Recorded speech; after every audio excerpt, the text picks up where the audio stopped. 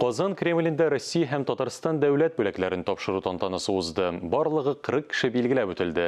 Алар республика һәм ил үсешенә зур өлеш керткән төрле һөнәр ияләре. Фәрит Мөхәммәтшин билгеләп үткәнчә, коронавирус инфекциясе шартларында күп кенә һөнәр вәкилләренә эшләү күпкә катлаулырак. Шулай да алар үз бурычларын лаеклы үтәүләрен дәвам итә. Бүләкләнүчеләр арасында нефтчеләр, йортлар, мәктәпләр һәм юл төзүчеләр, остаз галимнәр, сәнгать эшлеклеләре һәм әлбәттә медицина хезмәткәрләре. Коронавирус пандемиясе вакытында аларның хезмәте бәяләп бетергесез. Татарстанның атказанган табибы Ирина Николаева гомерен инфекцияләрне өйрәнүгә һәм алар белән көрәшкә багышлаган. Башта балаларны, аннары өлкәннәрне. Хәзердә коронавирусның бөтен куркынычын аңлап, аны җиңеп чыгуга ышана. Татарстан Дәүләт Советы рәисе Фәрит Мөхәммәтшин илдә һәм Татарстанда коронавирус йогышының торышына җентекләп тукталды. Малый и средний бизнес пострадал. Экономика недополучила более 40 миллиардов рублей доходов в свой бюджет Татарстана. Предприняты были неимоверно затратные и серьезные меры по профилактике и, самое главное, по излечению этой болезни.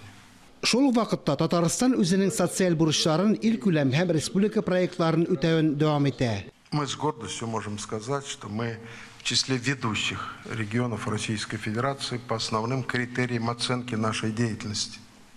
Жизненные условия строительства жилья, дорог, детских садов, школ. Советлар Союзы, социалистик хезмәт һәм Россия геройларының, хәрби һәм хезмәт даны орденнарының тулы кавалерлары иҗтимагый хәйрият оешмасы әгъзасы, социалистик хезмәт герое Николай Фролов үзенең күп санлы бүләкләре өстенә тагын ТСР төзелүнең 100 еллыгы медаленә дә лаек булды. Татарстан Дәүләт Советы матбугат хезмәте баш белгече Җәүдәт Юнысов өчен дә бу көн истәлекле булды. Аңа Татарстанның атказанган матбугат һәм масса күләм коммуникацияләр хезмәткәре дигән мактаулы исем бирелде. Ул масса күләм мәгълүмат чараларында эшләп, шактый бай тәҗрибә туплаган. Пресс-служба Государственного совета требуется информация. Дәүләт Советының матбугат хезмәтендә төгәл тикшерелгән рәсми мәгълүмат булырга тиеш. Ирекле журналистикада да дөреслеклек кирәк. Анда карашлар киңрәк, анализ ясарга аңлатма бирү, журналистның үз фикерен әйтү мөмкинлеге дә бар.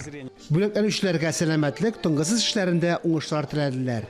Фәрит Мөхәммәтов, Инна Данилова, Эдуард Мөхәммәтҗанов, Татарстан яңалыклары.